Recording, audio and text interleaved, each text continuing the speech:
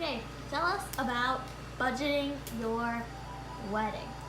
So I think that budgeting your wedding should be the first thing you do before you do anything wedding related.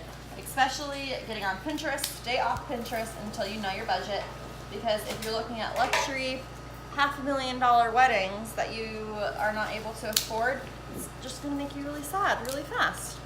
So I think the first step is to discuss with who's ever involved, whether it's you and your fiance paying for the wedding, or it's your parents, or maybe it's a little bit of both sides of the family. Just discuss what everyone's comfortable with and then go from there. I don't recommend doing any kind of planning before that point.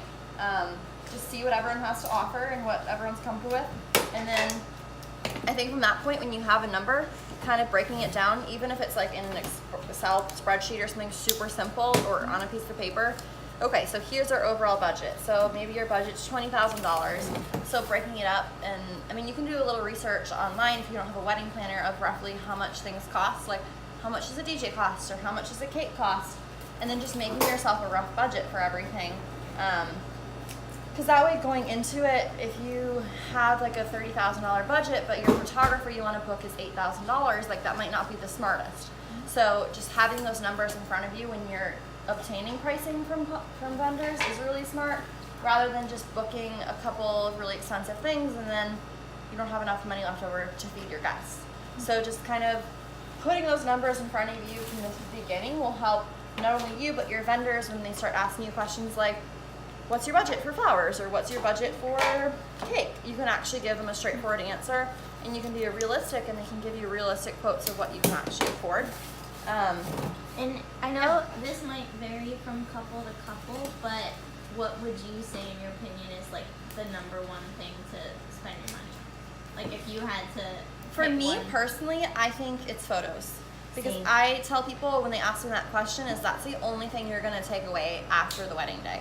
You're not going to be able to take your food home. You're not going to, I mean, you might be able to take a little food home, but you're not going to be able to do anything, even no matter, obviously we do flowers, and I think flowers are kind of high up on there to show your vision of the day, but like nothing else you can take home and it will last you years and years besides video and photo. Okay.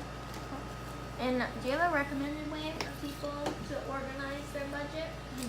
I honestly think like if you don't have a wedding planner, like for us with our full planning clients, we have a whole budgeting system through our like planning program that we use. That's really nice. But if that's not something you're able to afford, or you've decided not to go the direction of a planner, I think even just writing it down in a notebook or on an Excel document or Google Drive document, just so it's in front of you and it's accessible. And just like I said, if you don't have a planner, just Googling. I mean, you can find so much information online, Google, regarding wedding budget. I mean, it might vary from area to area, and as you start like reaching out to vendors, you might realize that maybe it's a little more expensive or cheaper in our area. But just having a starting number, I think, is super helpful. Well, thanks, Mackenzie, for all those tips. And see you back again for the next video. Thank you. Bye.